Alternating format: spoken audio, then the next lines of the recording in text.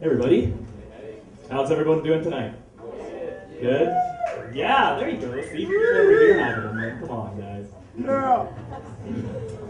So my name is Jas, and I'm a researcher at the U of A. My particular topic of research is aging in the retina, and I'm going to be talking to you guys today a little bit about this whole notion of human nature and how, from a scientific perspective, it's a complete load.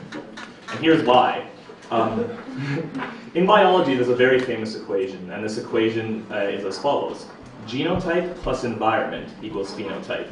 Let's just describe those terms for a second. So genotype is your genes. It is the blueprint for you. It is the code, whatever you want to call it.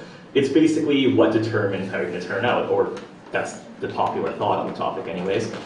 And then we also have this other thing called phenotype. So what is phenotype? Phenotype is the actual physical traits that you manifest. So this is something completely separate from genotype. There's a complete disconnect between what you're programmed for and the way you actually turn out. And the reason that that disconnect exists is because of environment. And I can't stress that enough. Genotype plus environment equals phenotype. There is no phenotype without environment. Genotype on its own cannot do a thing for you. So what do I mean by environment exactly? So environment is everything in existence that is not you. So it is the climate you live in, it's the house you live in, it's the people you associate with, the social interactions you have, the food you eat, even the stress that's put on you from your society. All of these things have the very real ability, and they do this constantly, to actually alter the expression of your genes.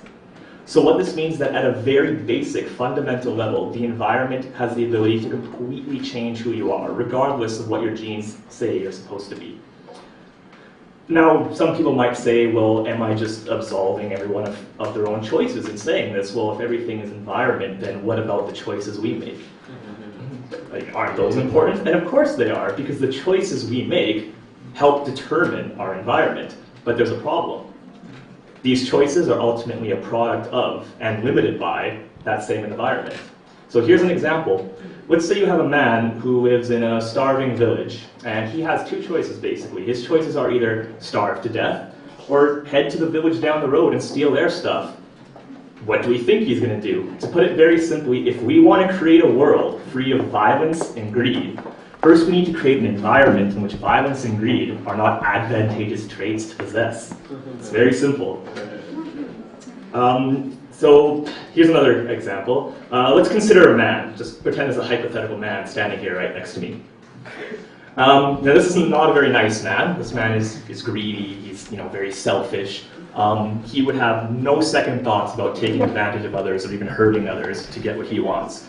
Now, based on that description alone, this man has an equal probability of being a bank robber or the CEO of a Fortune 500 company.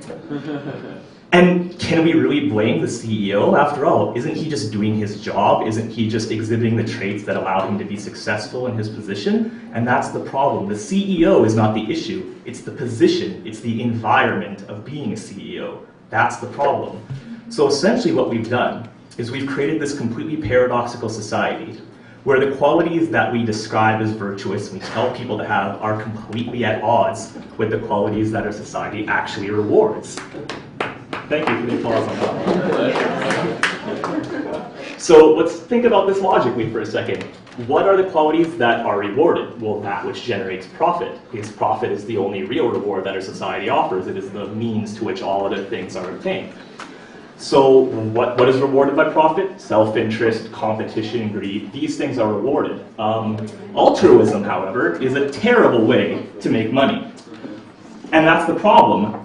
Because we cannot profit from altruism, essentially we are punished for it, because by not profiting, we are suffering. We need to profit in this system in order to survive.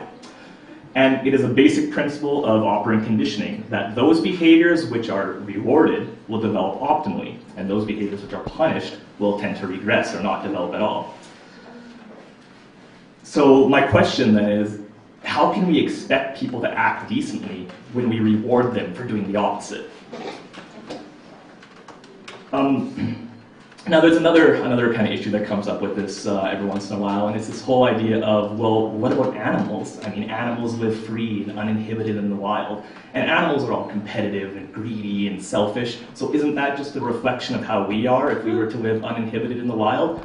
But we have to keep in mind, animals live in an environment of scarcity. They have to compete with each other because there's not enough for everyone to go around. And by creating a society in which we all compete with each other and self-interest is a primary motivation, all we've essentially done is taken our situation in the wild and slapped a price tag on it. So in what sense have we created a real civilization even? Because when you really get down to it, I mean, we've traded in our fur for t-shirts, we've traded our pointy sticks for guns, but we're still just apes fighting over bananas, even though there are enough bananas for everyone. And let's just kind of put this whole thing in perspective here, really. So we have this false tendency to believe that we're civilized, that we are there. Humans have made it. Now let's step back, and I mean way back here, and let's look at another species that we would consider to be successful, the crocodile. Crocodiles have been on the earth for 200 million years. Humans have been on the earth for 200,000. Now, using crocodiles as a benchmark for what it means to be successful, surviving for a long amount of time, the human progress bar is currently at 0.1%. Who the hell are we to say that we know what it means to be civilized? 99.9% of our theoretical potential is still completely untapped. And here's another way of looking at it. I love dinosaurs. I don't know about you guys. I think dinosaurs are cool. Now, the dinosaurs had complete dominance of this planet for millions of years, the kind of dominance that we have right now, basically, except for a lot longer. And it took a giant space rock colliding with the Earth and covering it in an eternal shroud of darkness in order to take out the dinosaurs. The thing that's most likely to take out humans is ourselves. That's kind of lame, isn't it? That's terrible. So, let's go back to the original point of all of this, is this idea of human nature. The idea that there's a set human nature, that we could exhibit a certain set of traits as, being the default configuration for a human. That idea makes absolutely no sense, because human nature, quite simply, is to adapt. That is the primary reason for our success as a species, is our ability to adapt. The fact that no matter what environment we trekked into, no matter what animals we had to face, we figured out what tools we needed, what behaviors we needed to develop in order to survive in that environment. So essentially what we're suggesting here with the resource-based economy is just the logical progression for our species. Because to adapt is what we do. The old system is not working anymore. It's outlived its usefulness. So it's time for us to do what we do best, and that is change and move forward. So the two most common questions I get asked with this whole human nature thing are the following. Are basically, well, who's going to make me work, and who's going to keep me in line? I mean, like literally everyone I talk to, these are the first two questions I get. So let's try and answer those questions. Who is going to make you work? Well, the answer is you are. Because this is a society, first of all, in which most people won't have to work. If you don't want to work, that's perfectly fine. The amount of work to be done is very low. But the other thing we have to keep in mind is this is a completely different environment. This is a society which, for one thing, actually functions. Now, I don't know about you, but I have a feeling that most people would be willing to volunteer a little bit of time to make sure that that society continues. Thank you. So essentially, this whole notion of saying that humans have a set nature goes against the very fundamental quality that makes us human, which is the fact that we know we don't have a set nature. We can essentially be whatever the hell we want.